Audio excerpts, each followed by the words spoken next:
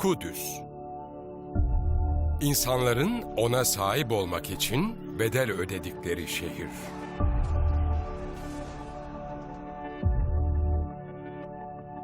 Kanlı savaşların sonunda Haçlılar Kudüs'ü fethettiler ve tüm Müslümanları katlettiler.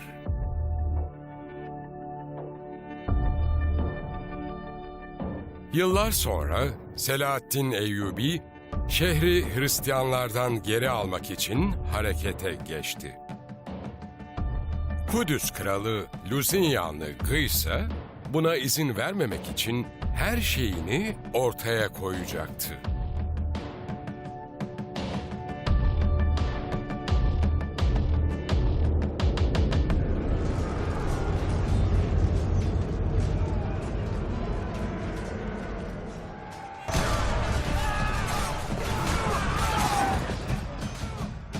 Hıttin Savaşı'nın sonunda iki hükümdardan biri amacına ulaşacak, diğeri ise devletini felakete sürükleyecekti.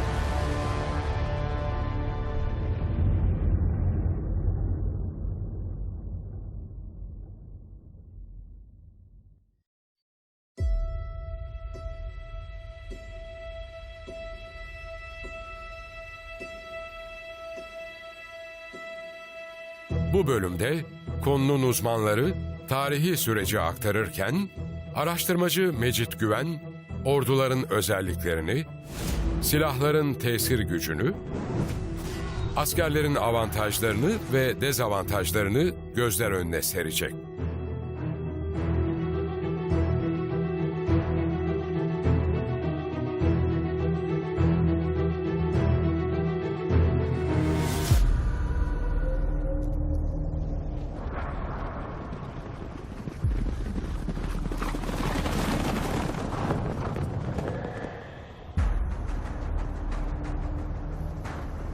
Kudüs Krallığı'nın kurulması üzerinden 80 yıl geçmişti ve Orta Doğu'daki güç dengeleri değişiyordu.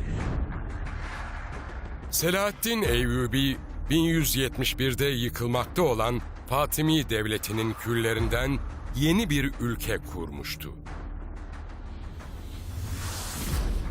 Düzenlediği başarılı seferler sonucunda bölgede İslam'ın temsilcisi haline gelmişti. Eyyubiler Devleti her geçen gün daha da büyüyordu.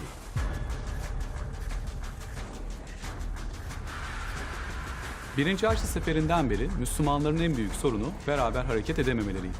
Ama Selahaddin sonunda bu döngüyü kırmıştı ve İslam dünyasının çok büyük bir kısmını birleştirmeyi başarmıştı.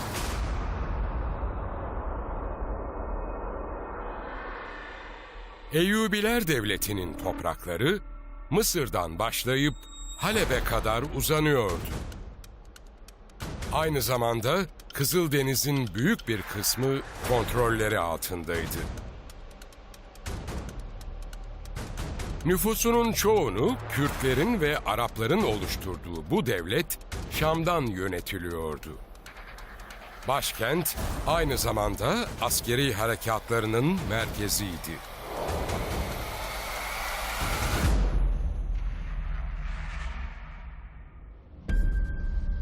Selahaddin, devletinin başarılarından gurur duyuyordu. Ama kutsal toprakların Hristiyanların elinde olmasını hazmedemiyordu. Her hükümdarın hayalini kurduğu Kudüs'ü fethetmek istiyordu.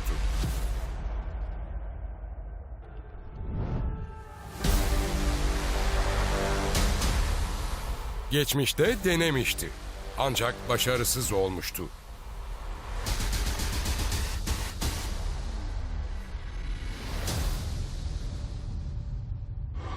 On yıl önce genç Kudüs kralı 4.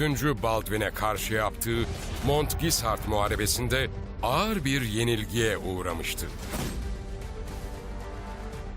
Orta Doğu tarihinde çıkan problemlerin çoğunun kaynağı Kudüs'tür. Hem Hristiyanlar, hem Yahudiler, hem de Müslümanlar için şehrin manevi değeri çok büyüktü. Bu kadar büyük olmasaydı zaten Haçlılar ta Avrupa'dan buraya kadar gelmezlerdi. Tabii onların başka bir amacı da Orta Doğu'nun zenginlikleriydi.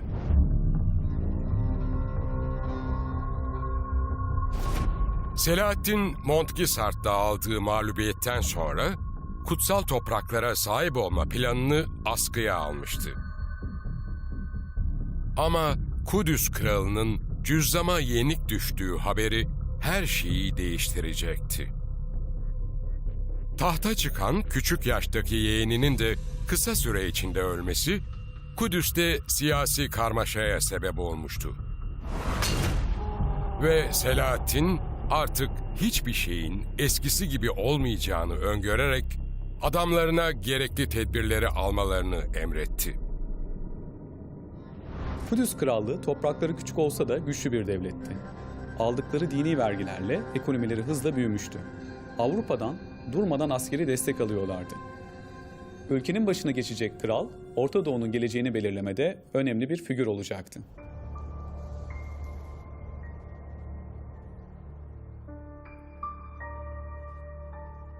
Dördüncü Baldwin'in yıllarca vekilliğini yapan Trablus Kontu 3. Raymond'un başa geçeceği düşünülüyordu. Ama Baldwin'in eniştesi Lüzinyanlı Guy da tahta talip olduğunda krallık ikiye ayrılmıştı.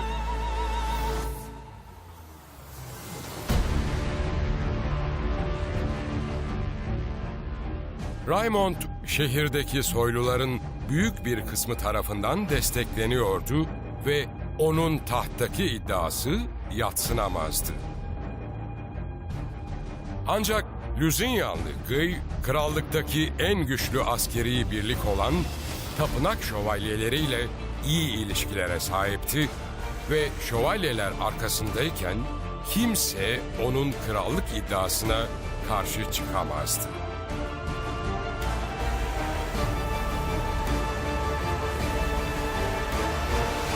Ridefortlu Gerard tarafından yönetilen tapınakçılar Kudüs'ün en önemli siyasi unsurlarındandı. Onlar krallıkta olup biten her şeyde söz sahibiydiler. Tapınakçılar kuruldukları günden itibaren Papa adına Kudüs'e hizmet ediyorlardı. Görevlerine Avrupa ve Kudüs arasındaki yol için güvenlik görevlisi olarak başlamışlardı. Şimdi ise binlerce elit askerin oluşturduğu soylu bir birlik haline gelmişlerdi. Mütevazı başlangıçlarından artık eser yoktu.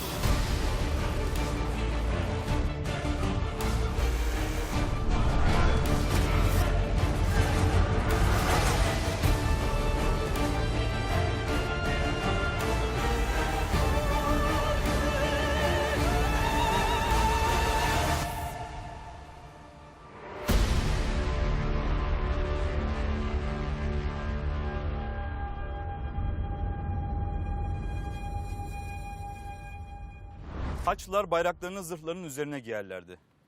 Beyaz tünük üzerine dikilen bu kırmızı haç, onların Papa için savaştıklarını hafızalarına kazımalarını sağlıyordu. Üniformalarına gösterdikleri saygı o kadar büyüktü ki görev sırasında tuniklerini çıkarmaları suç sayılıyordu. Guy'un hükümdar olarak çözmesi gereken ilk sorun Eyyubilerle olan ilişkileriydi. Eski kral Baldwin ve Selahaddin'in arasında barış anlaşması vardı. Ama Eyyubilerin Kudüs'ün çevresindeki varlığı onu rahatsız ediyordu. Yine de ateşkesi bozup Selahaddin'e savaş açmanın riskli olabileceği kanaatindeydi. Tapınakçılarsa Baldwin öldüğüne göre Selahaddin'in ateşkesi unutacağını ve savaş açacağını düşünüyordu. Eyyubiler daha da büyümeden onlara karşı bir sefer yapılması gerektiği fikrindelerdi. Ama Raymond ısrarla bu plana karşı çıktı ve krala daha soğukkanlı davranmasını önerdi. Selahaddin'i küçümsemek iyi bir fikir değildi. Şam'da emrinde 30.000 askeri vardı ve yapacakları ilk hata Kudüs'e mal olabilirdi. Kral ve Raymond çok farklı karakterlere sahiptiler. Lusignan ve Guy, radikal Hristiyan düşüncelere sahip olduğu için Müslümanlara karşı savaşma fikri hoşuna gidiyordu. Ama Raymond daha rasyonel biriydi ve temkinli davranma taraftarıydı. Guy, Raymond'un tavsiyesini dinlemedi ve tapınakçıların söylediklerini dikkate alarak savaşmayı seçti. Güvenilir adamlarından biri olan Şatilonlu Reynold'u Eyyubi Sultanını kışkırtmakla görevlendirdi. Daha önce Montgisart Savaşı'nda da komutanlık yapıp Selahaddin'in mağlup edilmesinde etkin rol oynayan Şatilonlu Reynold bu görevi memnuniyetle kabul etti.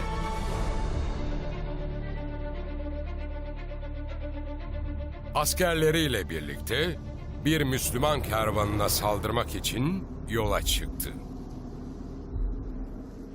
Bu Şatilonlu Reynold'un ilk vukuatı değildi. Daha önce de savunmasız kervanlara saldırmasıyla biliniyordu. Hatta bir yağma sırasında Müslümanlar tarafından atından düşürülüp 15 yıl boyunca esir tutulmuştu. 120.000 altın dinar fidye ile özgür bırakılsa da esir geçirdiği yıllardan ders almamıştı.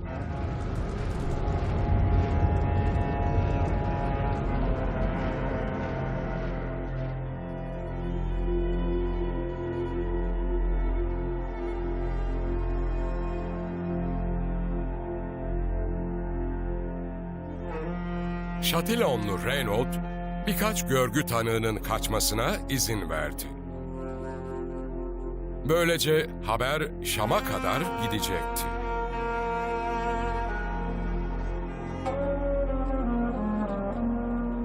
Selahaddin saldırıyı Haçlıların gerçekleştirdiğini öğrendiğinde sorumluları kendi elleriyle cezalandıracağına yemin etti.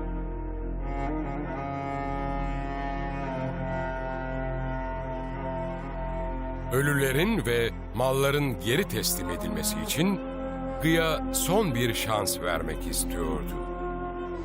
Bu yüzden Kudüs'e bir elçi yolladı. Ancak Guy kararını vermişti ve geri adım atmayacaktı.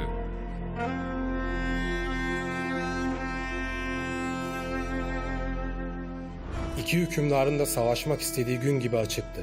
Lusignanlı Guy'ın İslam karşıtı düşünceleri ve Selahaddin'in Kudüs'ü ele geçirme hayali iki tarafında barış anlaşmasını sona erdirip silahlarını kuşanmaya dünden razı olduklarını gösteriyordu. Selahaddin iki keşif birliği oluşturdu. Bunlardan birinin başına Gökbörü'yü, diğerine ise oğlu Eftal'i atadı. Tüm ordusuyla sefere çıkmadan önce Kudüs'ün çevresindeki toprakları daha iyi tanımak istiyordu. Şam emiri olan Eftal, aynı zamanda Selahaddin'in en büyük oğluydu ve genç yaşına rağmen katıldığı savaşlarda büyük başarılar elde etmişti. Gökbörü ise Türkmen soyundan gelen ve Eyyubilere hizmet eden tecrübeli bir komutandı. Suriye'nin fethedilmesinde başrolü oynamıştı.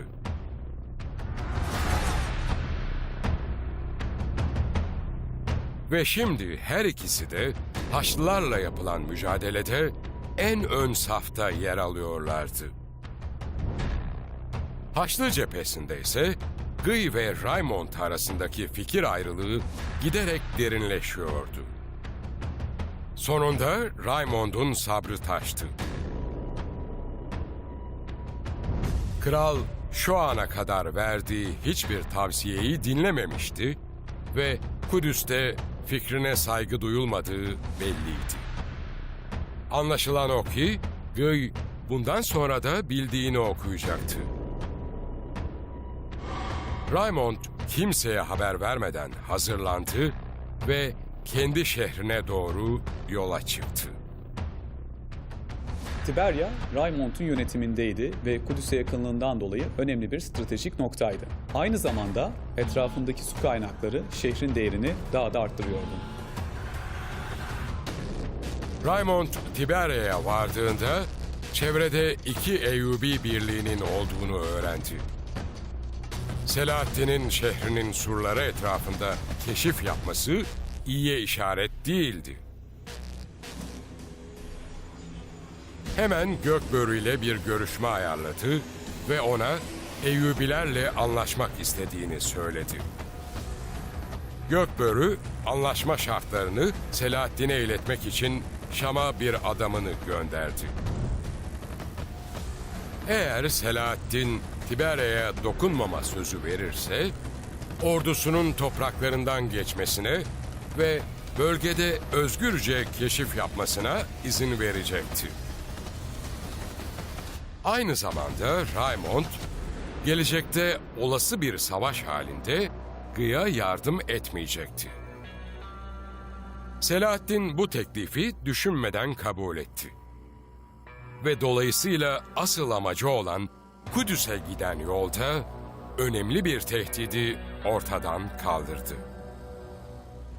Raymond, Selahaddin'le ilişkilerini geliştirerek şehrinin güvenliğini sağlamaya çalışıyordu. Ama aynı zamanda Kudüs kralına blöf yapıyor ve onu biraz korkutmak istiyordu. Çünkü Lüzinyanlı Guy'in Raymond gibi bir müttefiği kaybetmekten çekinmesi son derece mantıklıydı. Ama Raymond'un blöfü istediği etkiyi yaratmadı. Kral Gerard'ı huzuruna çağırdı ve tapınak şövalyelerini hazırlamasını söyledi. Onu Tiberya'ya gidip Raymond'u ölü ya da diri geri getirmekle görevlendirdi. Gerard 140 tapınakçı ve 400 piyade ile birlikte yola çıktı. Gerard, Kudüs kralının en büyük destekçilerinden biriydi. Kralın bir dediğini iki etmiyordu. Kelimenin tam anlamıyla kraldan çok kralcıydı. Birlik tüm gün at sürdü. Ama Tiberya'ya vardıklarında Raymond'u tutuklamaktan daha acil bir işleri olduğunu fark ettiler. Gerard'ın aldığı habere göre Hristiyan topraklarında özgürce dolaşan bir Müslüman birliği vardı. Gökbörü ve adamları çevredeki su kaynaklarını bulmak için keşif yapıyorlardı.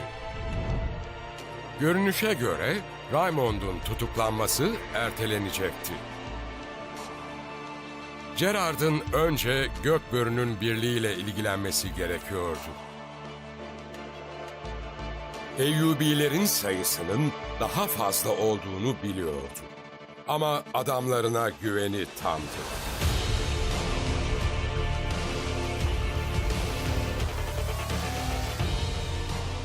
Artık şövalyeler en iyi oldukları işi yapmak için Gerard'ın emrini bekliyorlardı. Tapınak şövalyelerinin her durum için kullandıkları silah farklıydı.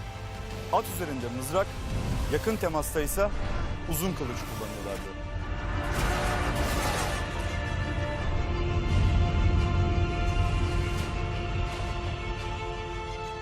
İlerleyen dönemde zırhlar kalınlaştı ve yeni bir silaha ihtiyaç doğdu. Şövalyeler gürs kullanmaya başladılar.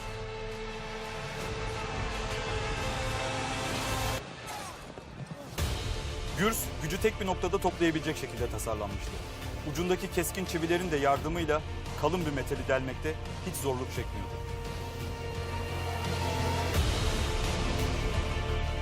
Gökbörü'nün keşfi yaklaşan tapınakçıları fark ettiğinde kısa kesildi. Tapınak şövalyelerini yüzlerce metre öteden tanıdı ve ne yapması gerektiğini düşünmeye başladı. Ağır zırhlı şövalyelerle direkt olarak temasa geçerse çok zayiat verebilirdi. İki ordu arasında çok belli bir ekipman farkı vardı. Tapınak şövalyelerinin zincir zırhları aldıkları darbenin etkisini azaltıyor ama hareket kabiliyetlerini kısıtlıyordu.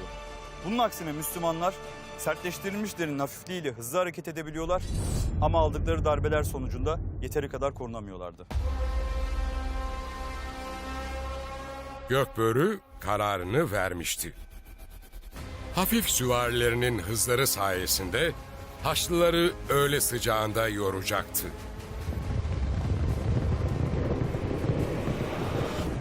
Tapınakçıların takip edip etmeyeceğini görmek için geri çekilmeye başladı. Gerard, Eyyubilerin geri çekildiğini gördüğünde piyadeleri yanına almayarak sadece atlı şövalyeleriyle birlikte hücuma geçti. Kudüslüler öğle sıcağında bir süre Eyyubilerin peşinden koştular. Ama ne kadar zorlasalar da aradaki farkı kapatamıyorlardı. Gökbörü düşmanını bezdirirken aynı zamanda piyadeler ve tapınakçıların arasındaki mesafeyi de açıyordu. Böylece iki birlikle ayrı ayrı savaşabilecekti.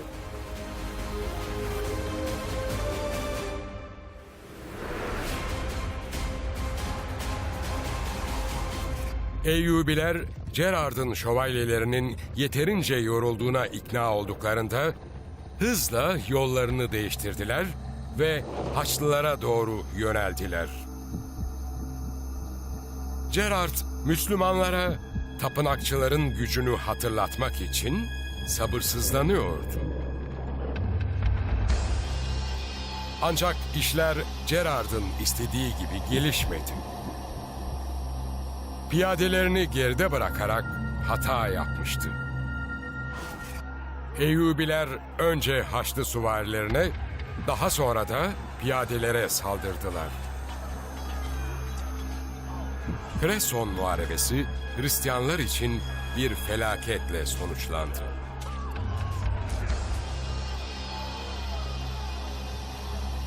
Eyyubiler hem yorulan süvarilerin hem de savunmasız kalan piyadelerin üzerlerine kabus gibi çöktüler.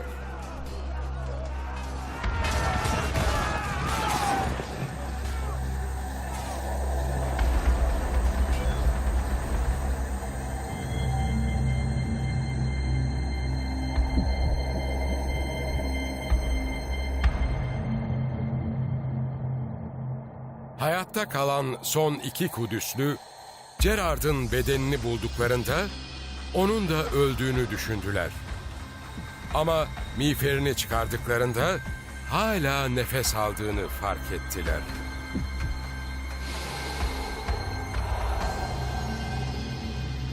Komutanlarından gelen zafer haberi, Selahaddin'in Kudüs'ü fethetmeye olan inancını artırmıştı.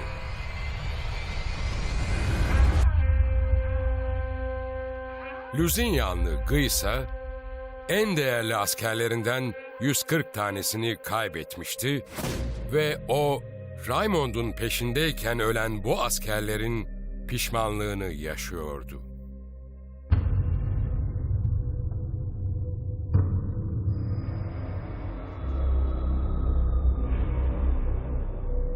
...140 tapınakçı kaybetmek kulağa o kadar da kötü gelmiyor olabilir. Ama eğitilmesi yıllarca süren bu askerler, Kudüs'ün fiziksel ve manevi gücünün sembolleriydi. Yani aslında bu oldukça önemli bir kayıptı. Raymond, Creson'da neler olduğunu duyduğunda Selahaddin'le yaptığı anlaşmayı bozma kararı aldı. Guy şimdiden böyle bir hata yapmıştı ve tapınakçıların bir dediğini iki etmediği sürece onun bu hataları düzeltme ihtimali yoktu. Raymond, sorumluluklarıyla ne pahasına olursa olsun yüzleşerek bir yetişkin gibi davranmayı seçti. Eğer Selahaddin gerçekten tüm gücüyle saldıracaksa, durum gurur yapamayacak kadar ciddiydi.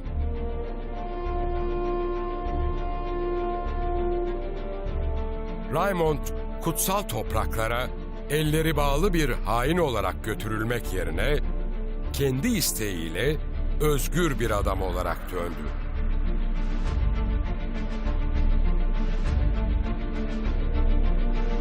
Guy, Kont'un sonsuza kadar Tiberya'da saklanacağını tahmin ediyordu.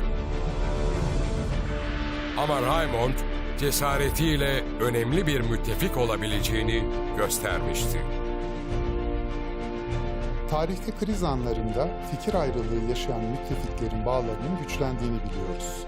Lusignan Guy ve Raymond da iki farklı birey olarak davranmayı bırakıp Selahaddin'e karşı bir olmaları gerektiğine sonunda ikna olmuşlardı. Kral, Trablus Kontu'na ne yapması gerektiği hakkında fikrini sordu. Raymond, ona Selahaddin'in tüm gücüyle geleceğini ve ordusunu Kudüs'ün duvarları içinde tutmasını söyledi.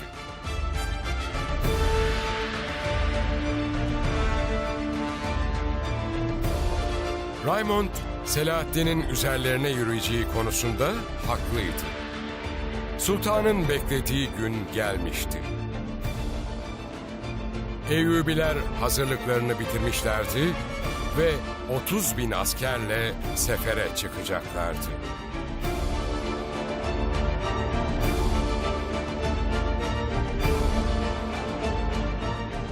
Herkes ilk hedeflerinin Kudüs olacağını tahmin ediyordu. Ama Selahaddin rotasını Tiberya'ya doğru çevirdi.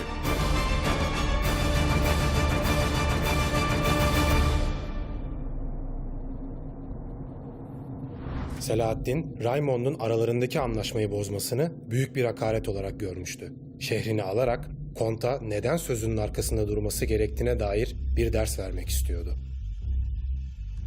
Eyyubiler Hristiyan topraklarında hızla ilerliyorlardı. Sıcak havaya rağmen aldıkları tedbirler rahat bir yolculuk yapmalarını sağlıyordu. İnsan vücudu günde en az 1 litre suya ihtiyaç duyar. Askerlerin su ihtiyacı karşılanamazsa ordu yavaşlar ve moraller düşer. Eyyubiler buna çözüm olarak keçi derisinden yapılan mataralar kullanıyorlardı. Ayrıca keşiflerinde pınarların ve kuyuların yerlerini öğrendikleri için susuzluk çekmediler. Seferlerinin 4. haftasında Tiberya'ya ulaştılar ve şehri kuşatma altına aldılar. Kaledeki garnizon, Eyyubilere karşı uzun süre direnemeyeceklerini biliyordu. Bu yüzden Selahaddin'e kuşatmayı kaldırması karşılığında şehrin hazinesini teklif ettiler. Eyyubi Sultanı'nın peşinde olduğu şey altın değildi.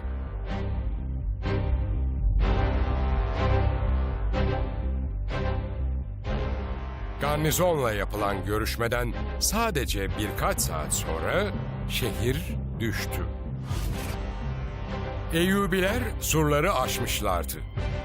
Ama soyluların kaldığı iç kaleye hala girememişlerdi. Eğer bu hızla giderlerse birkaç gün içinde Tiberya'nın tamamı Müslümanların kontrolü altında olacaktı.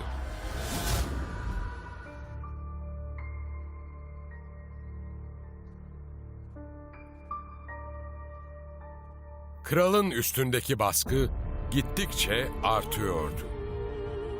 Selahaddin bu kadar yakındayken elleri kolları bağlı oturmayı reddediyordu. Ayrıca Cresson Savaşı'nda yaralanan Gerard iyileşmişti ve o da intikam almak için Selahaddin'in üzerine yürümek istiyordu. Raimond'a göre ise kendi şehri olan Tiberia zaten düşmek üzereydi ve halkının başına bir şey gelmeyeceğinden emindi.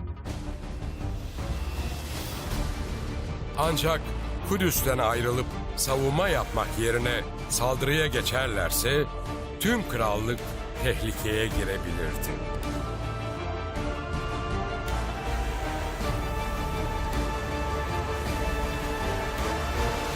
Trabluskontu Selahaddin'i uzun süredir tanıyordu ve onun şehrindeki sivillerin güvende olduğundan en ufak bir şüphesi yoktu. Çünkü Eyyubi hükümdarının eski kral Baldwin'le olan ilişkilerine bizzat tanık olmuştu ve sultanın sivillere karşı merhametli davrandığını çok iyi biliyordu. Kral harekete geçecekti. Tiberia'yı Eyyubilerden kurtaracaktı. Askerlerini bir an önce silahlarını kuşanmaya çağırdı. Haçlılar tüm güçleriyle Eyyubilere saldıracaktı.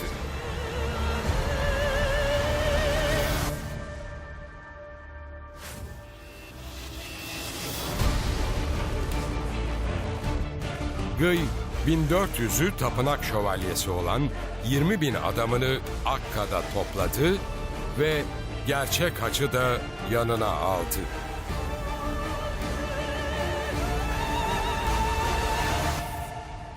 Hazreti İsa'nın çarmıha gerildiği haç olduğuna inanılan Hristiyanların bu kutsal emaneti, askerlerin moralinin artmasını sağlıyordu.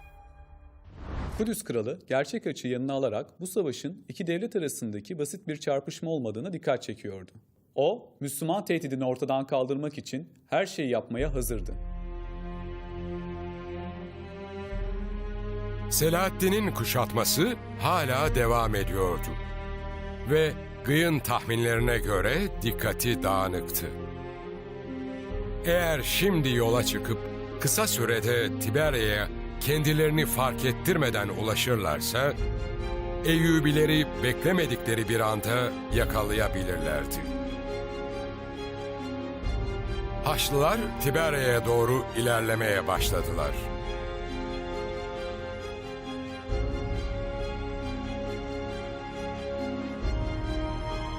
Raimond bir süre sonra krala bir teklifte bulundu. Öncü birlik olarak ordudan ayrılıp tedbir amaçlı keşif yapmak istiyordu. Gıy belki de ilk kez Raimond'un bir isteğini geri çevirmedi. Ordu olduğu yerde kalacak ve ondan gelen habere göre hareket edecekti. Raimond askerleriyle birlikte yola çıktı.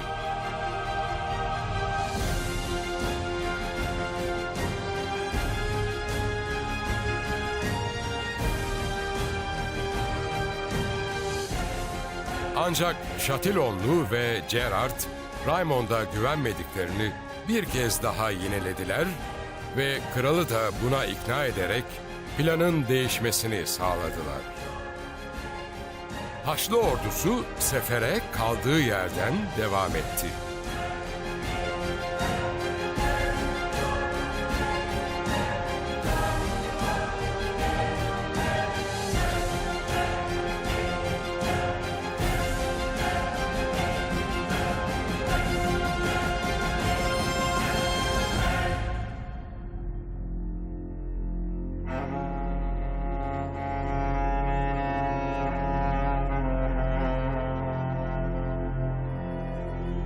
Tiberia'ya hala saatlerce yolları varken, öğle güneşi askerlerin üzerinde etkisini göstermeye başladı.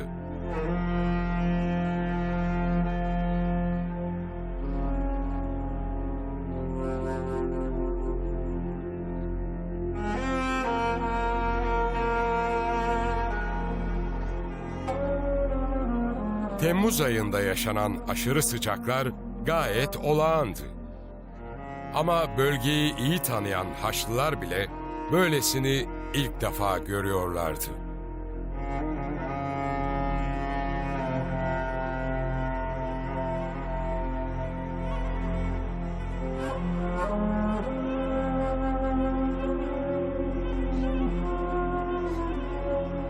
Gıy, askerlerinin susuzluklarını gidermeleri için çözüm bulmaya çalıştı, ancak yolları üzerindeki bütün kuyular işlevsiz hale getirilmişlerdi.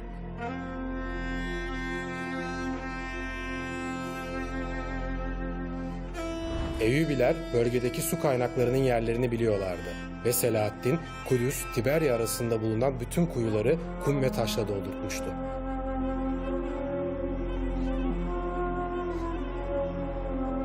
Yolculuk devam ettikçe ordunun susuzluğu artıyordu.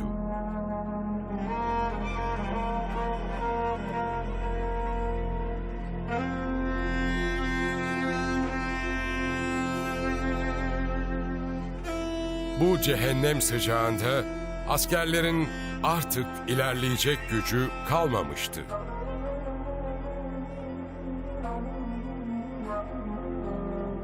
Şövalyeler tüm yüzü kapalı çelik miğferler kullanıyorlardı ve bu onların su kaybını daha da arttırıyordu.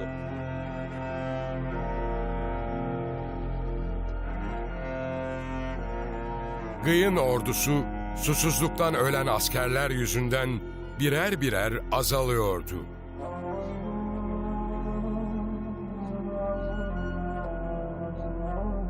Kudüs kralı en yakın su kaynağına ulaşamazsa ordusunu büsbütün kaybedebilirdi.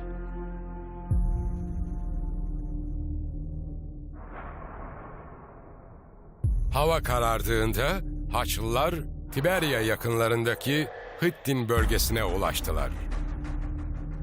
Yol boyunca susuzlukları yetmezmiş gibi Eyyubilerin tacizine de maruz kalmışlardı. Ayrıca Raymond da aralarına katılmıştı ve neden ondan haber beklemeden harekete geçtiklerini sorguluyordu. Gıy ise bu tartışmaya katılamayacak kadar bitkindi ve tek hedefi Hittin tepesinin arkasındaki su kaynaklarına ulaşmaktı. Bunun için sabah olunca yeniden harekete geçeceklerdi.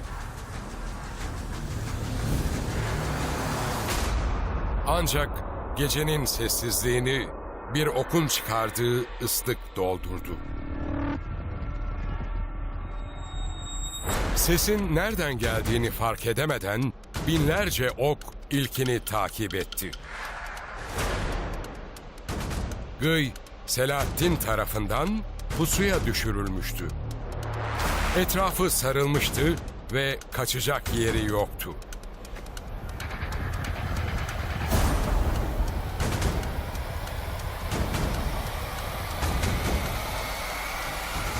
Eyyubi Sultanı başından beri her şeyi kurgulamıştı. Tiberya kuşatmasını bilerek uzatmış ve Haçlıların Kudüs'ün dışına çıkmasını sağlamıştı. Ayrıca yol boyunca Gıy'ı baskı altında tutarak düşmanını ayağına kadar getirmişti. Eyyubi Sultanı, Kudüslülerin suya ne kadar ihtiyacı olduğunu biliyordu. Bu yüzden Kudüs ordusu ile Pınar'ın arasında pozisyon almıştı. Haçlılar için kabus bitmiyordu. Selahaddin sıradaki hamlesini yaptı. Selahaddin düşmanını susuzluktan öldürmeye ya da teslim olmaya zorluyordu. Askerlerine Lüzinyanlı Gıy'ın ordusunun etrafındaki kuru çimenleri ateşe vermelerini emretti.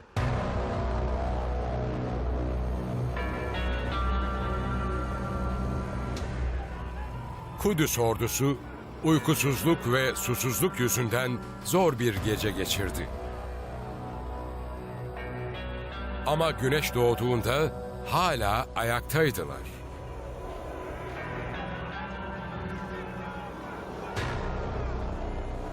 Artık kaybedecek hiçbir şeyleri kalmamıştı. ne pahasına olursa olsun saldırıp Eyyubi hatlarını kırarak su ihtiyaçlarını karşılamak zorundaydılar. Gıy etrafındaki sisin dağılmasıyla harekete geçme kararı aldı.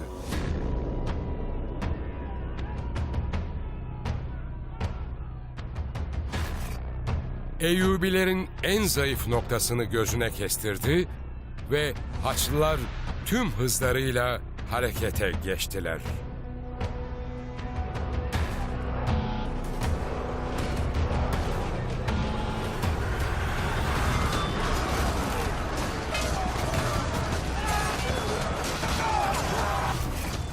İlk saldırıları boşa çıktı. Eyyubiler onları kolaylıkla geri püskürttü. Ancak Raimond'un önderliğindeki birlik çok adam kaybetmeden geri çekildi ve belki de son kez hücuma geçti.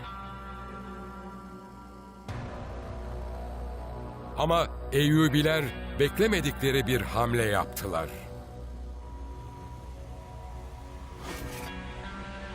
Raimond ve adamlarının geçebileceği bir boşluk açıp meydanı terk etmelerine izin verdiler.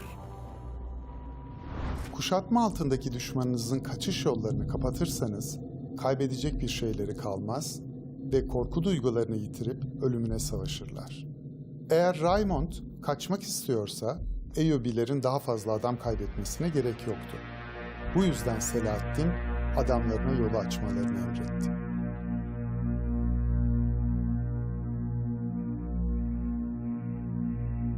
Raimond ve adamları kaçmayı başardılar.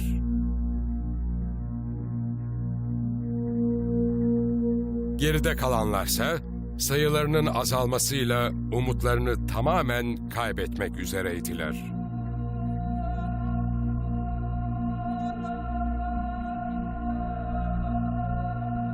Lordların Kudüs'ün güvenli surları arkasında gösterdikleri savaşma hevesinden artık eser yoktu. Çoğu ya kaçmayı ya da teslim olmayı planlıyordu.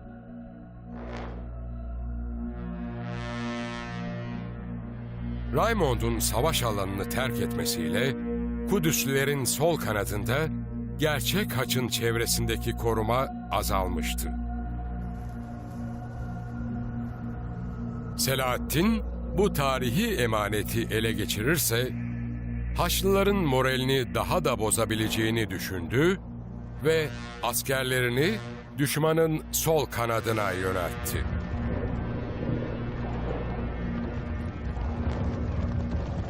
Eyyubiler ve Kudüslüler arasında haçın etrafında savaşın en kanlı anları yaşandı. Hristiyanlar ellerinden geldikleri kadar direnmişlerdi. Ama Selahaddin'in askerleri üstün çıktılar. Haç, Eyyubilerin eline geçti.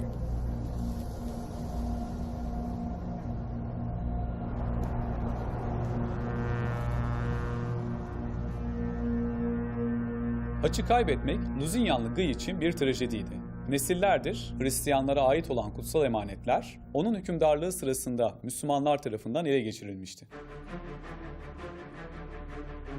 Gıy'ın umudu tükeniyordu. Halkadan canlı çıkamayacağını düşünmeye başlamıştı.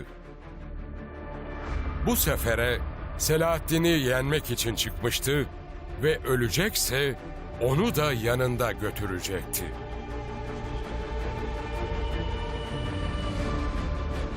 Hristiyan ordusunun kalanını son bir saldırı için motive etmeyi başardı. Tapınakçıları da yanına alarak Eyyubi Sultanı'nın bulunduğu yere doğru hücuma geçecekti. Selahaddin'in oğlunun ağzından çıkan sözlere göre bu saldırı babasını o kadar çok şaşırtmıştı ki kül gibi bembeyaz kalmıştı. Onun gibi tecrübeli bir komutan bile Gıy'ın böyle bir hamle yapacağını tahmin edememişti.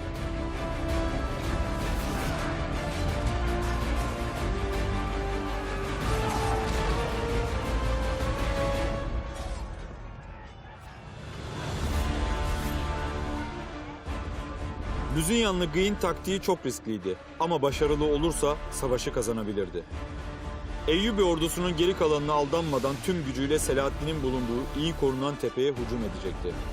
Oyunun tamamını oynamak yerine düşmanının şahını alıp onu mat etmek istiyordu.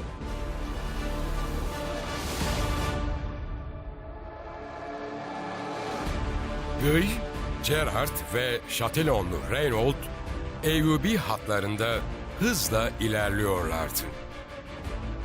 Karşılarına çıkan herkesi biçerek sultana yaklaşıyorlardı.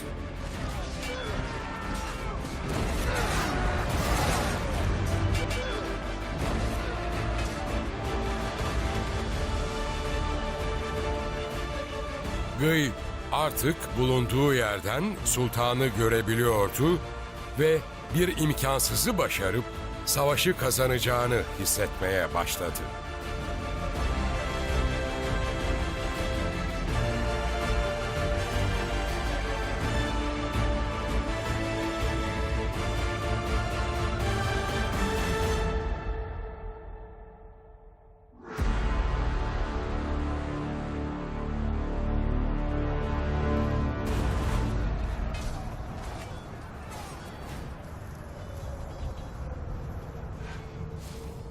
Eyyubilerin piyadeleri öldüğünde Selahaddin özel korumalarının öne çıkmasını emretti ve 2 elit birlik savaşmaya başladı. Haçlılar eğer savaşı kazanmak istiyorlarsa Selahaddin'in korumalarını geçmeliydiler.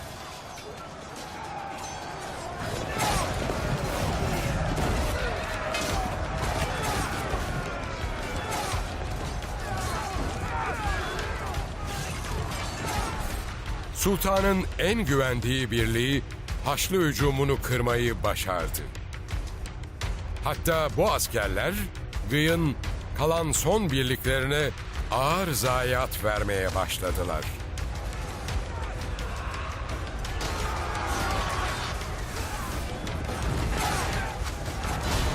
Bu sırada Şatillonlu Reynold da bacağından yaralandı ve yere düştü. Eyyubiler onu öldürmek yerine esir aldılar. Belli ki sultanlarından düşmanlarını canlı yakalama emri almışlardı. Selahaddin'in korumaları hem dinç hem de sayıca üstündüler. Tapınak şövalyeleri bir süre için kazanabileceklerine inansalar da Eyyubiler zaferi getirecek son darbeyi indirmede gecikmediler.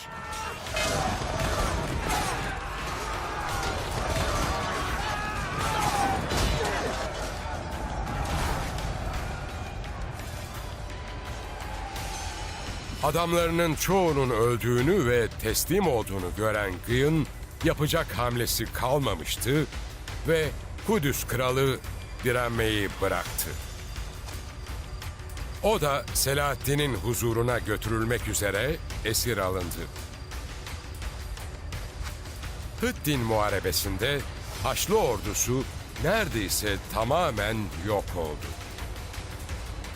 Savaşın artık bittiğini gören Selahaddin, esirleri karşılamak için çadırının kurulmasını emretti ve kamp alanına doğru yola çıktı.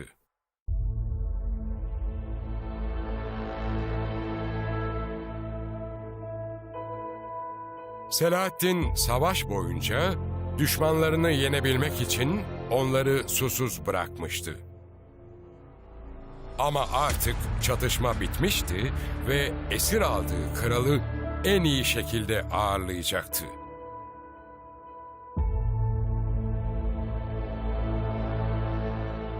Sultan Gıy'a bir bardak su ikram etti. Savaş sonrasında su ikram etmek, Müslümanlar arasında esirin bağışlanacağı anlamına geliyordu. Yani bu, kral için iyi bir haberdi. Gıy sudan bir yudum içtikten sonra bardağı Reynold'a uzattı. Ama sultan buna izin vermedi. Ettiği yemini unutmamıştı. Yaptıklarının cezasını çekmeliydi.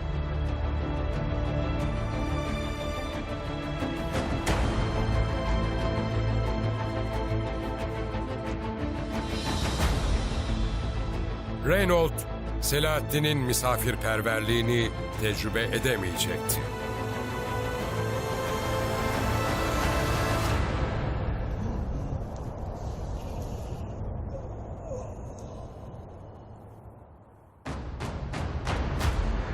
Selahaddin, Hıddin Savaşı'ndan 3 ay sonra savunmasız kalan Kudüs'e yürüdü. 12 günlük bir kuşatmanın ardından kutsal topraklar tekrar Müslümanların eline geçecekti.